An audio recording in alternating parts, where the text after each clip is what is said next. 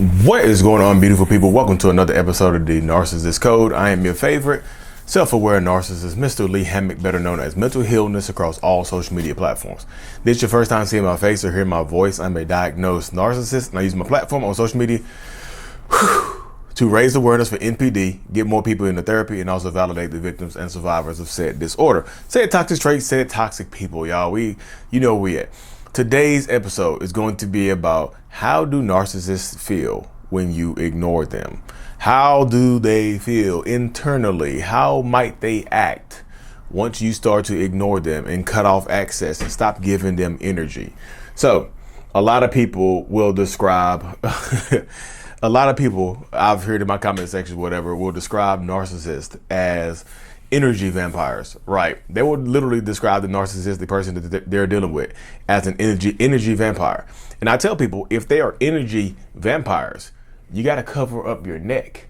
You got to stop exposing this part of your body to them. If they're energy vampires and they bite your neck and they sap you of your energy like a vampire will sap you of your blood, you got to protect your neck. I don't know if it requires wearing a turtleneck all year round, walking around like this, whatever it takes to protect that neck, do it. You see what I'm saying? Because if they are going, you have to protect what's valuable to you. And when you're dealing with a narcissist or a toxic person, the thing that is most valuable to that narcissistic person is going to be access to you, getting reactions from you, controlling you. So when you cut off access, when you ignore them, a lot of times when you go no contact with them, it's going to irritate the hell out of them. It's going to a lot of times it's going to make them scared and or angry, because that paranoia that comes from deep internally within that narcissistic person is going to probably make them start to act irrationally. They might like if you start to ignore their phone calls, like this is when you go no contact or no response. And if you don't know the difference between no contact and no response is still when you haven't blocked them. They can still message you, they can still call you, but you're just ignoring them. You still see the messages coming through and things of that nature, but you're just ignoring them. No contact is when the access is completely cut off. But I feel like ignoring them is kind of the big umbrella of what both are under. So this is the umbrella of ignoring them. No contact and no response are both underneath the umbrella of ignoring the narcissistic person that you might be dealing with. So once you start to ignore them, like that fear and paranoia of them losing control of you and someone else gaining control of you, or you moving on to someone else, might make them start to act irrationally. Keeping it real, okay, I'm keeping it real with you, being absolutely 100 with you.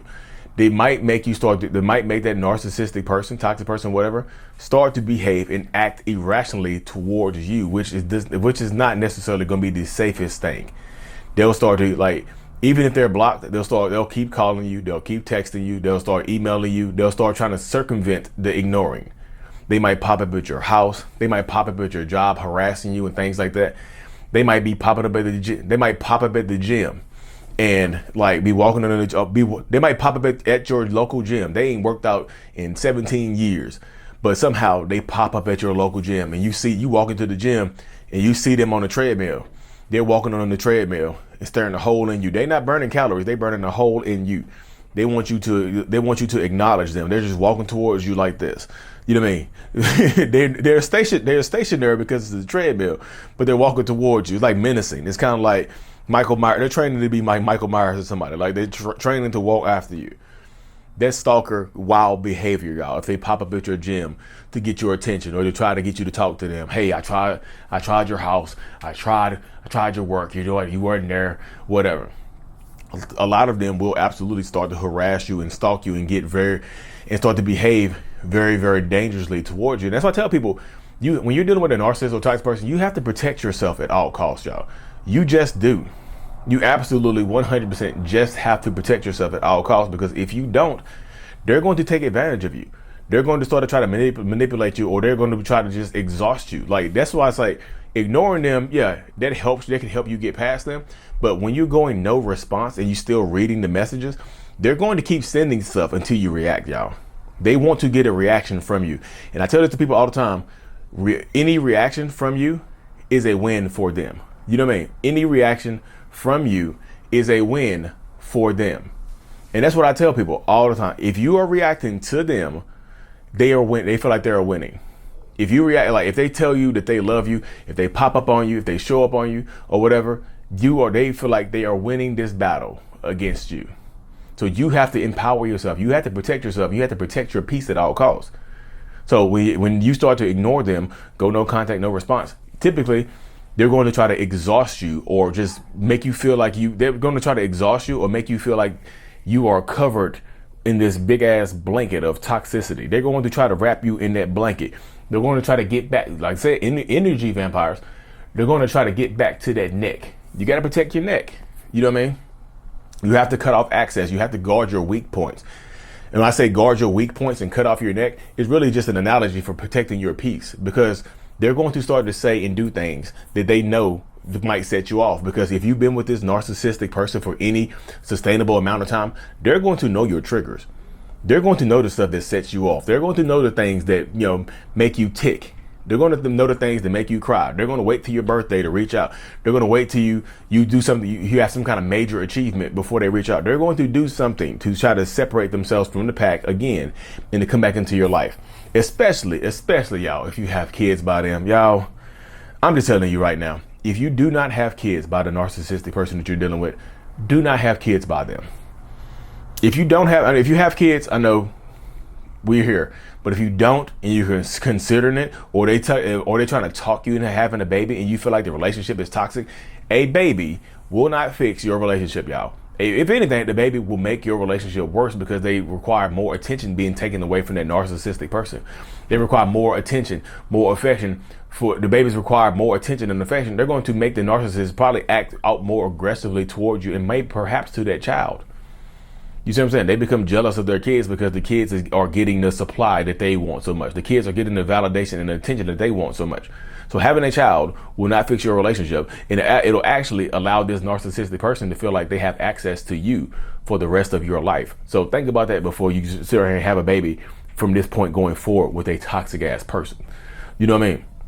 You have to think this stuff through. I know people don't want to hear this type of stuff sometimes when I'm talking about it, but you absolutely have to think this type of stuff through, because if you don't, you're going to get your face played and you're going to feel silly later on in this dynamic. So if you decide to ignore them and try to make it, let's say, to me, I know a lot of people, it's very, very difficult to go no contact because there are kids and other stuff involved.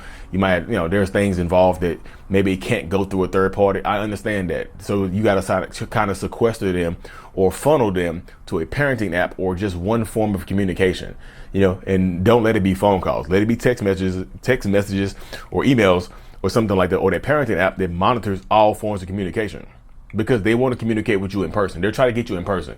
Like, narcissistic people, when you start to ignore them, they're going to start begging you for closure. You didn't give me closure. You don't talk to me. You never loved me. You never cared about me. They're going to try to make you feel guilty for choosing yourself. And you should absolutely not feel guilty about choosing yourself. That is false guilt that you feel. If they start pandering to you, just saying, please take me back. You never loved me. You never cared about me. You didn't give me enough chances. You didn't give me time to grow up. I know we've been together for 15 years, but that's not enough. I needed at least 3 more years to grow up. I know I'm 40, but I need some more time to grow up. No. How much time are you willing to give this person, y'all? Sometimes it's better, like I said, I know the difference between no contact is better than no response. Both of them are ignoring the narcissistic person. But like I said, if you start off with no response, I feel like you need to graduate to no contact sooner rather than later. Because like I said, they're going to start saying and trying to do things that set you off. They're going to start trying to say and do things to get you to react to them, to get you to respond to them. They might actually start to threaten their own life or something like that. They might start to threaten, if I can't have you, I don't want to be here anymore. Emotional manipulation. They try to make you feel guilty, y'all. And does it work? Yeah, it works all the time, because people don't want to have the thought of somebody taking their own life on their conscience. But I always tell people, if they threaten to take their own life and this just so happen they're serious about it, do you actually think that they will leave you here to live your life in peace? No. They're going to annihilate you and then take themselves out of here. They're going to annihilate you, take themselves out of here, and then your family will be left with all these. The family will be left with a funeral cost or whatever, because you couldn't, you fell for that emotional manipulation. That's what I'm telling y'all. You have to protect your peace.